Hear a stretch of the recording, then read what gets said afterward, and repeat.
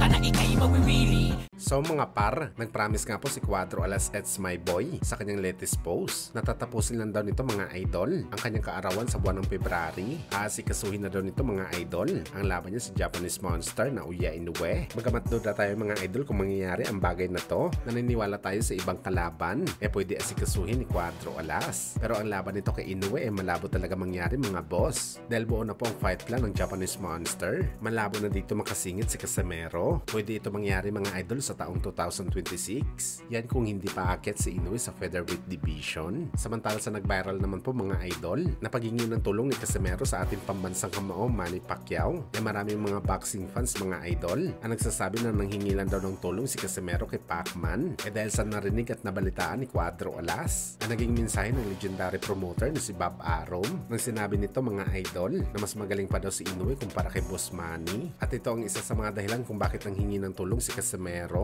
dahil gusto nito ma-expose si Inoue at para hindi na masabi ni Bob Arum na mas magaling ito kay Manny Pacquiao. Ayon pa nga sa comment ni Alas mga idol, magkaiba daw si Pacman at Inoue. Si Pacman daw lahat ng kinalaban puro malalakas, pero si Inoue naman daw mga idol, lahat na malalakas tinatakbuhan sa bakbakan.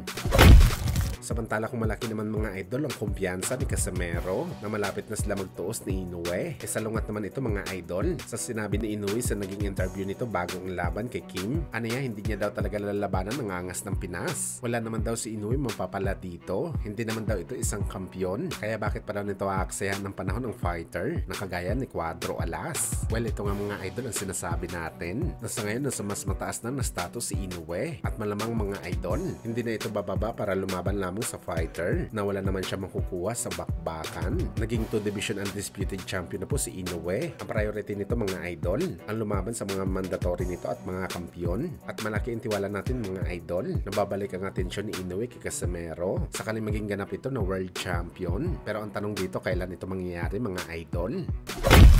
Sa kabilang banda naman mga idol, legendary trainer ni Juan Manuel Marquez na si Nacho Beristain may revelasyon para kay Canelo Alvarez. Kung saan ayon sa latest na panayam ni Nacho mga idol, sinabi nito na merong utang pa daw si Canelo kay Dimitri Bivol sa kanilang naging laban noong 2022. Hindi pa daw nababayaran ng full si Bivol matapos niya talunin si Canelo na dapat daw hindi nangyari ang ganung bagay. Dahil ang usapan daw ay mananalo dapat si Canelo sa laban na yon. Tiyanta pa nga ni Nacho mga idol, 5 to 7 million pa daw ang balance ni Canelo kay Bivol. Well, isa masakit mga idol ang sinabi ni Nacho. Parang sinasabi lang nito mga idol na binayaran ng Team Canelo si Bivol para matalo lamang sa bakbakan. Pero dahil hindi nito sinunod ang kanilang pinag-usapan at pinilit ito na tinalo si Canelo, brutal niya ito hindi binayaran ng buo. Well, nakakatakot pala mga idol maging kalaban si Canelo. Madidili pa lang first money mo kapag tinalo mo siya. Kaya good luck na lang talaga mga idol kay Terence Crawford.